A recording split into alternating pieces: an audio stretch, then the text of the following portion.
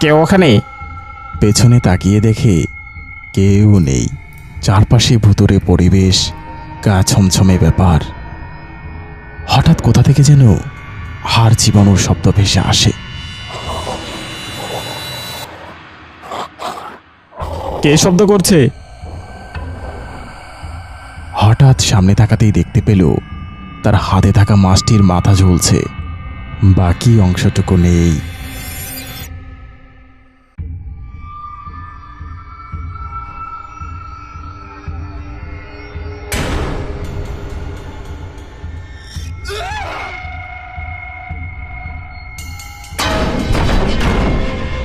শিমুলপুর একটি সুন্দর ছোট্ট গ্রাম, কিন্তু মানুষজন শিমুলপুরের নাম শুনতেই ভয়ে আঁতকে ওঠে।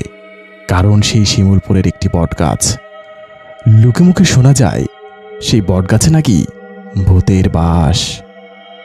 শিমুলপুরে নতুন একটি পরিবার এসেছে। পরিবারের কর্তা সুলতান শিমুলপুর পুলিশ স্টেশনের ইন্সপেক্টর।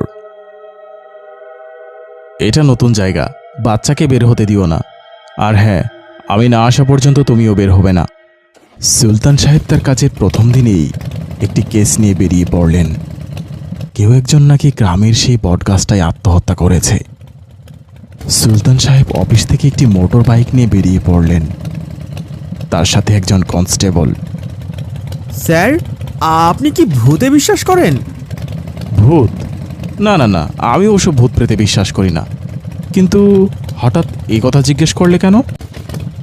না স্যার, আসলে যে বটগাছের সাথে আত্মহত্যার ইনভেস্টিগেশনে আমরা যাচ্ছি, ওইখানে এর আগেও অনেক আত্মহত্যা করা লাশ পাওয়া গেছে। কি বলছো সেলিম? তার মানে এটাই প্রথম ঘটনা নয়? না স্যার, এরকম কয়েক বছর ধরে হয়ে আসছে। গ্রামের সবাই বটগাছকে অনেক ভয় পায়। সবার ভাবনা এসব বটগাছে থাকা ভূতের কাণ্ড। আরে ওসব নয়, ভূত প্রেত বলতে কিছু নেই। এরপর দুজনেই বটগাছটার নিচে গিয়ে দাঁড়ালেন। আশেপাশে কাউকেই দেখতে পেলেন না। তো সেলিম সাহেব, যে লাশটি ঝুলছে উনি কি কাল এ পথ দিয়ে গিয়েছিলেন? তাই তো শুনলাম স্যার। কেন? সে জানতো না এই জায়গা দিয়ে যাওয়া নিষেধ? ছেলেটা শফিক চাচার মেয়ের জামাই। সপ্তাহখানেক আগে বিয়ে হয়েছে। কাল নাকি শ্বশুর বাড়ি যাচ্ছিল এই পথ ধরে। বুঝলাম। সুলতান বাইকের পাশে দাঁড়িয়ে গাছে ঝুলে থাকা লাশটিকে দেখছিলেন।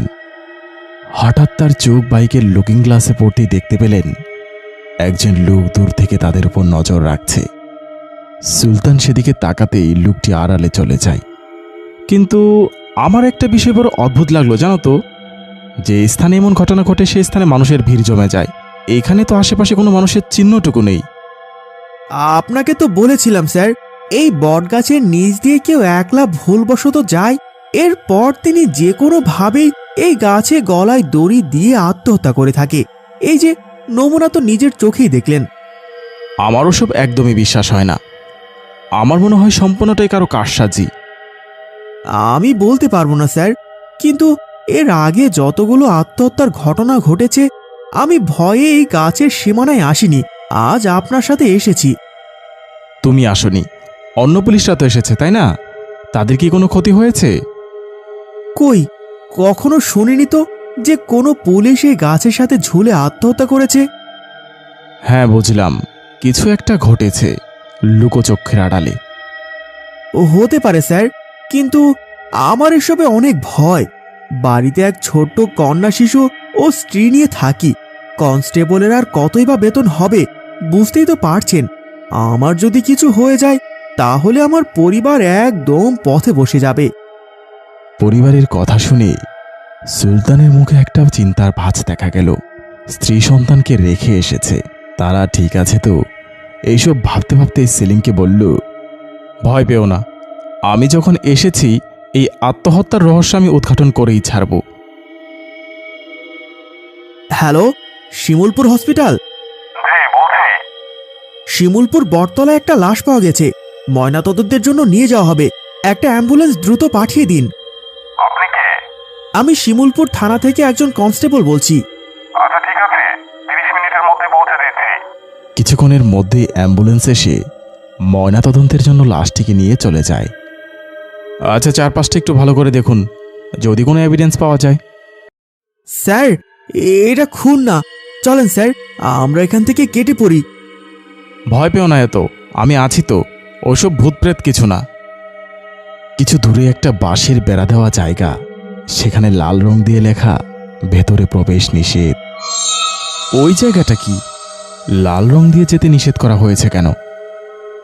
ওইটা গ্রামের নিষিদ্ধ জায়গা। এই বটগাছ ও এর পেছনের জায়গাগুলো খুব ভুতুরে। আর ওই লাল রংটা স্যার, ওইটা রক্ত, রক্ত। ভূত ওইভাবে না যাওয়ার জন্য সংকেত দিয়ে রেখেছে। চলো, আমি আর তুমি আজ যাই, গিয়ে ভূত বাবাজির সাথে সাক্ষাৎ করে আসি। স্যার, আপনি নতুন এসেছেন, এসবে জড়ানোর কোনো দরকার নেই। সেলিমের জোরাজুরিতে সুলতান থানায় ফিরে গেল, কিন্তু এই সব দেখে তার কেমন যেন একটা সন্দেহ হতে লাগলো। রাতে খাওয়ার সময় সুলতানকে বেশ চিন্তিত লাগছিল। কি হয়েছে আপনার? না না, কি হবে? কিছু তো অবশ্যই হয়েছে। আপনাকে অনেক চিন্তিত দেখাচ্ছে। অফিসে কিছু হয়েছে? না গো, তেমন কিছু হয়নি। তোমাদের আজ প্রথম দিন কেমন গেল? আজ তো এক অদ্ভুত ঘটনা ঘটেছে। কেন, কি হয়েছে আবার? পিকু বারান্দায় বসে খেলছিল, তখন হুট করে একটা রক্তমাখা পুতুল বারান্দায় কোথা থেকে যেন আসলো। পিকু বারান্দায় বসে তার প্রিয় গাড়িটি নিয়ে খেলছিল। ঠিক তখনই বারান্দার দিকে একটি রক্তমাখা পুতুল ছুঁড়ে মারল কেউ। তারপর কি হয়েছে? কই সেই পুতুল? নিয়ে আসো তো। আচ্ছা, আমি নিয়ে আসছি। এরপর রেনু বেগম পুতুলটি নিয়ে আসলো। সুলতান পুতুলটি হাতে নিয়ে উল্টে পাল্টে দেখতে লাগলো। এমন সময় খেয়াল করলো সেখানে একটা চিরকুট আছে। নিজের ভালো চাইলে চলে যায় এখান থেকে। পুতুলের চিরকুটটা দেখে সুলতানের ওই বাঁশে ঘেরা জায়গাটার কথা মাথায় আসলো, কিন্তু সে কিছুই বলল না। রেনু, এসব কিছু না, ভয় পেও না তো। আর এটা রক্ত না, রং। ঠিক আছে, কিন্তু প্রথম দিনে এমন কিছু ভালো ঠেকছে না আমার। ঠিক চিন্তা করো না এত, যাও গিয়ে ঘুমিয়ে পড়ো। সবাই ঘুমিয়ে পড়লে একবার সেখানে গিয়ে আমাকে দেখে আসতে হবে। যাক, সবাই ঘুমিয়ে পড়েছে, এবার আমি বের হই। সেই বটগাছের পেছনে বাঁশে ঘেরা জায়গাটায় কি আছে সেটা দেখার জন্য সুলতান বাড়ি থেকে রওনা হলো।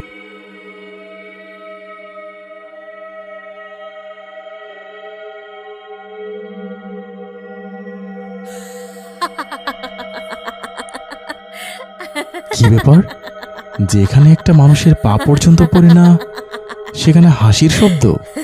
কিছুটা ভয় পেয়ে গেল সে, কিন্তু পিছু হটল না। শব্দটা বাঁশের বেড়ার ওপাশ থেকে আসছে। সে বাঁশের বেড়ার ফাঁকা অংশ দিয়ে দেখতে পেল ভেতরে আগুন জ্বলছে। আগুনের চারপাশে কিছু মানুষ বসে আছে। সুলতান সব কথা কান পেতে শুনে নিল। তার আর কিছুই বুঝতে বাকি রইল না এখানে কি চলছে। এমন সময় পায়ের আওয়াজ পেয়ে সে সেখান থেকে সরে পড়ল।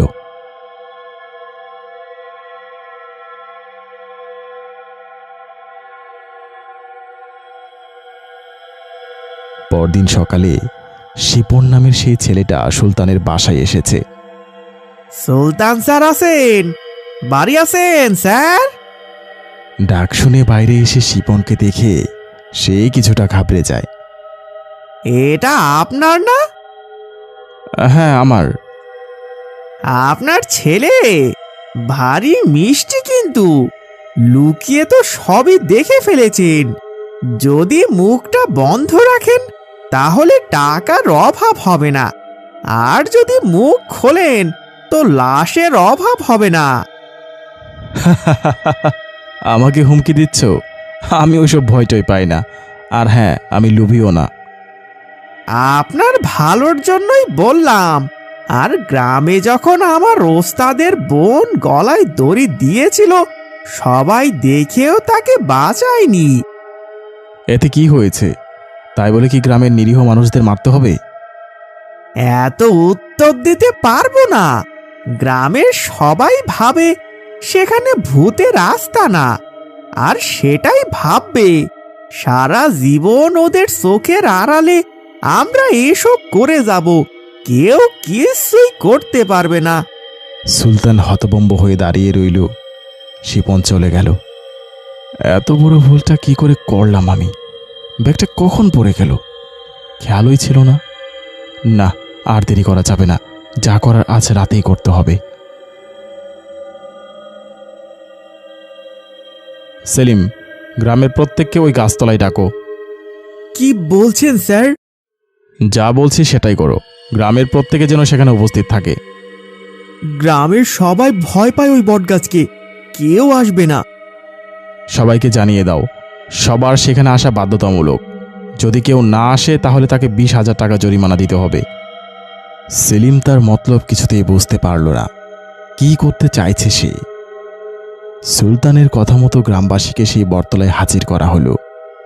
সবাই খুব ভয়ে ভয়ে সেই গাছতলায় এসে জড়ো হয়েছে। আজ আপনাদেরকে অনেক বড় একটা সত্যি সম্পর্কে জানাবো। কি সত্যি? কেন এখানে এসেই জানানো লাগবে? এই ভুতুরে জায়গায় আমাদের কি প্রাণের মায়া নাই? কিচ্ছু হবে না, আপনারা শান্ত হন।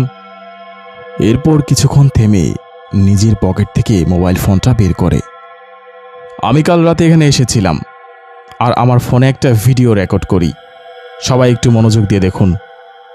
ওস্তাদ, শুনলাম নতুন ওসি আইছে, অনেক সাহসী।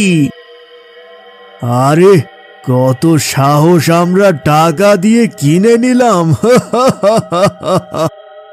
আচ্ছা যা, বটগাছের নিচে পাহারা দে গিয়ে, যারে দেখবি তারে মেরে ঝুলিয়ে দিবি, কোনো রিস্ক রাখা যাবে না।